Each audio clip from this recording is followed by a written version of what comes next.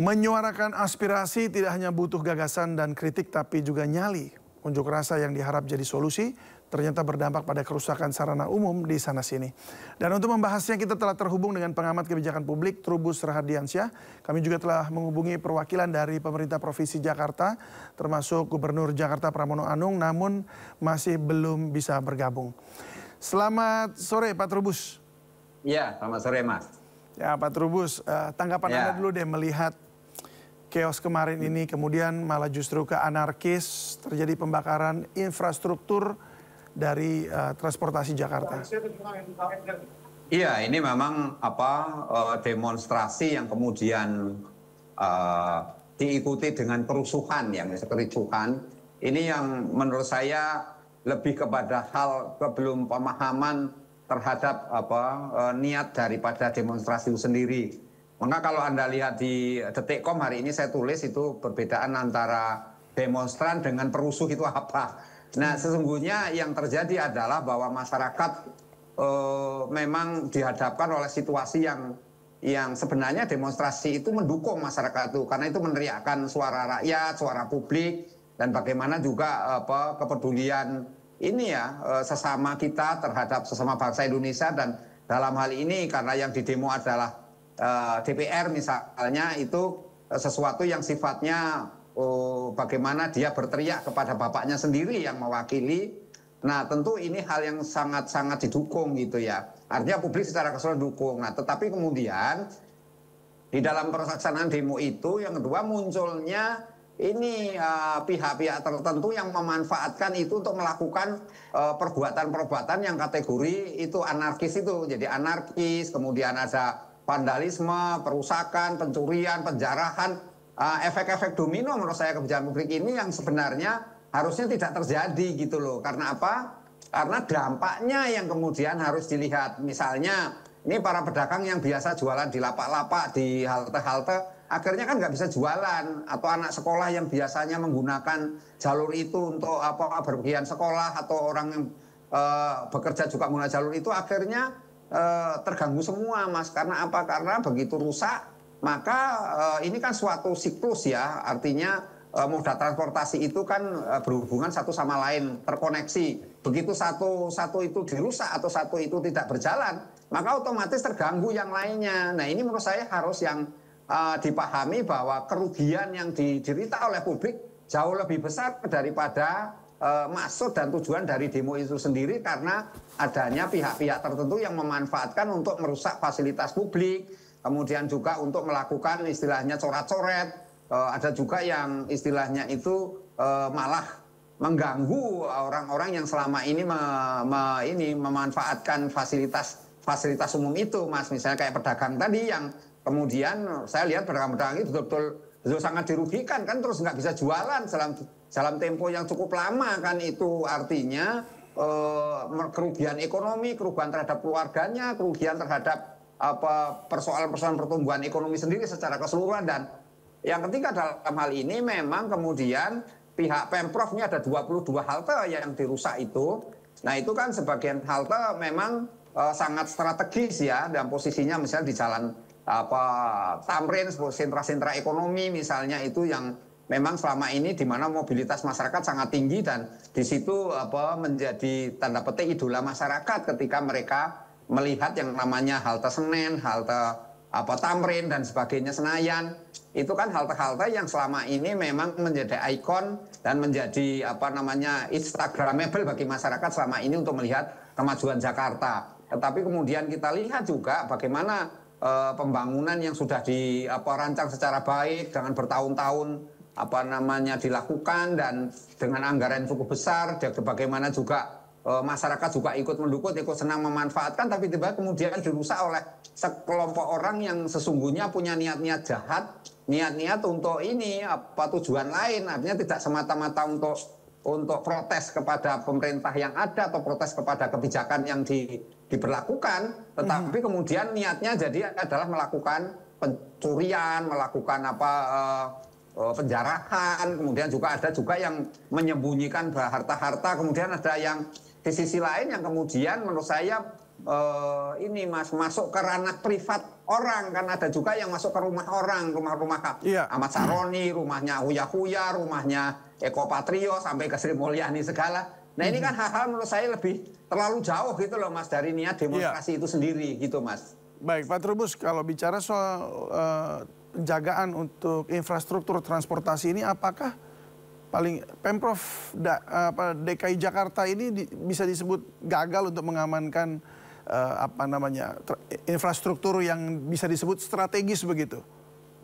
Ya harusnya memang pada saat terjadi demonstrasi, dan itu kan ini Mas harusnya belajar dari tahun-tahun sebelumnya lah, karena selalu demonstrasi itu kan arahnya mesti ada pihak-pihak tertentu yang memanfaatkan dan ujung-ujungnya merusak fasilitas publik. Karena itu kemudian menurut saya Pemprov harusnya sudah mengantisipasi dengan menjaga fasilitas-fasilitas yang fasilitas publik maksud saya yang memang selama ini dimanfaatkan publik dan posisinya tidak jauh dari ini sentra-sentra atau titik-titik kumpulnya publik atau titik terjadinya demonstrasi itu. Kalau misalnya demonstrasi pertama kan tanggal 25 itu masih di seputar DPR, gedung DPR, artinya harusnya pengamanan di sekitar fasilitas umum di sekitar DPR itu harusnya ditingkatkan. Kemudian ketika demo yang berikutnya tanggal kemarin 29, 31 sampai kemarin 31 ya, itu harusnya sudah tempat-tempat yang kategori fasilitas umum yang strategis itu harusnya dijaga, Mas. Dan iya, itu seharusnya ya, karena masih ada waktu kan, artinya juga udah bisa diukur skalanya apakah ini semakin besar atau tidak begitu kan? Betul, jadi ini yang saya lihat memang seperti ada kelemahan di situ Mas, seperti ada kemudian udah biarin aja seperti itu kan, atau nanti membangun lagi. Misalnya kan seperti itu, jadi hal-hal itu yang kemudian di publik masyarakat tuh gemes gitu loh, kenapa Pemprov kemudian tidak menjaga dengan sepenuh hati bahwa fasilitas-fasilitas itu harusnya melibatkan publik juga harusnya kan, ketika kan di situ namanya tempat di mana berdirinya bangunan itu kan mesti ada RT RW. Ada juga komunitas-komunitas, tokoh-tokoh masyarakat, harus kan dilibatkan semua gitu loh Mas. Diinformasikan misalnya daerah seputar itu akan terjadi demonstrasi, karena demo itu kan mestinya izin. Nah pada saat izin itulah Polri menjelaskan kepada, atau Polda lah menjelaskan kepada Pemprov misalnya akan terjadi, diinformasikan. Nah karena itu kemudian terjadi persiapan. Menghubungilah tokoh-tokoh masyarakat, tokoh-tokoh agama, mungkin juga komunitas-komunitas ataupun perkumpulan-perkumpulan apapun, mungkin ormas atau apa, karena keterbatasan Satpol PP misalnya, jadi semuanya masyarakat dilibatkan untuk menjaga gitu loh Mas. Iya. Jangan kemudian ini kan kesannya seperti membiarkan, seperti adanya ini, karena begitu rusaknya masyarakat masif Mas. Dan sepertinya tidak ada penanganan sama sekali gitu loh. Ya, tapi Pak Trubus begini, memang yang dikhawatirkan adalah kan ketika masyarakat dibenturkan. Jadi ketika masyarakat dilibatkan untuk menjaga, tapi ternyata berbenturan juga dengan masyarakat juga. Nah, yang diduga adalah ada istilah penumpang gelap dalam demo ini. Bahkan ditemukan ada alat-alat untuk membakar, ya ada molotov-molotov yang juga sudah dipersiapkan. Tadi juga sempat disampaikan oleh Pak Prabowo begitu. Nah, menurut Anda ini hal seperti ini bagaimana seharusnya Pemprov DKI mengantisipasinya? Ya, kalau menurut saya mengantisipasinya itu adalah dengan meningkatkan tingkat keamanan, Mas, tingkat keamanan. Artinya di situ memang ketika demo ini kan kalau sudah jadi satu yang berbentuk kerumunan, crowd itu memang sulit, Mas. Tetapi sebelum terjadi kerumunan itu kan bisa diantisipasi, misalnya kalau ada kecurigaan dia bawa apa, nah, itu kan bisa dengan istilahnya di sweeping lah seperti itu, dimintain apa yang dibawa, ditanyakan juga asalnya dari mana, dan kan boleh juga kan dalam hal ini ketika memasuki wilayah titik-titik tertentu itu gitu Mas, titik-titik halte misalnya, ketika memasuki halte kan bisa diperiksa apa yang dibawa, itu bawa apa kan. Ya, kan jadi ada itu, screening Mas. dulu ya sebelum masuk halte, atau mungkin yang ketika berjaga di sekeliling, karena kita dengar juga memang ada pemotor-pemotor yang kemudian datang dan melemparkan molotov ke halte dan membakar begitu. Jadi harusnya memang di situ sudah ada penjaga dan bisa diantisipasi begitu ya. Betul, iya betul. Ya karena kalau yang melemparkan ini menurut saya kan lebih ini Mas,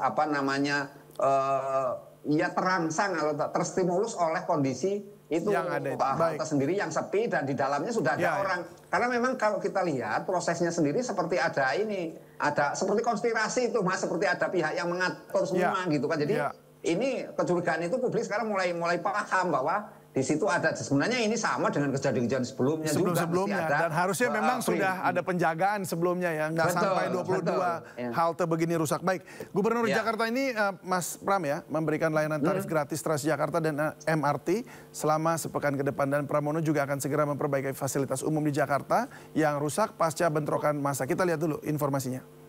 Ya.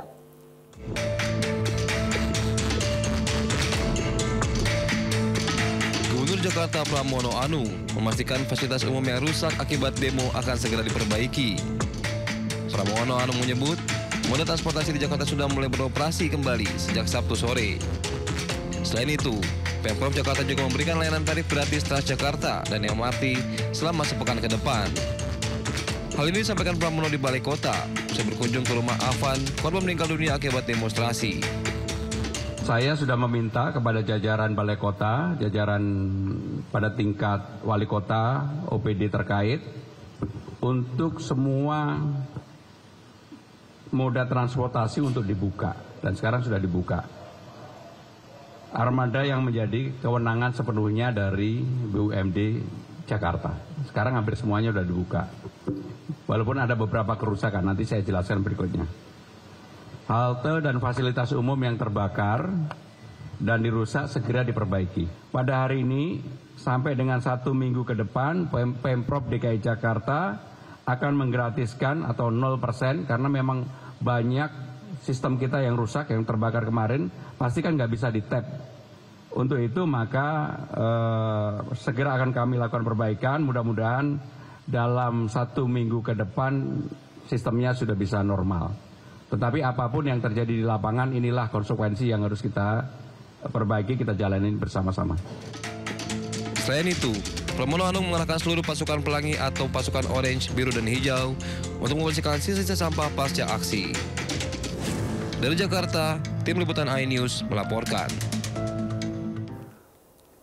Ya Pak Trubus, apa tanggapan Anda terkait ini menggratiskan, lalu kemudian ya akhirnya harus memperbaiki, mengeluarkan uang lagi dibanding untuk menjaga lebih awal begitu?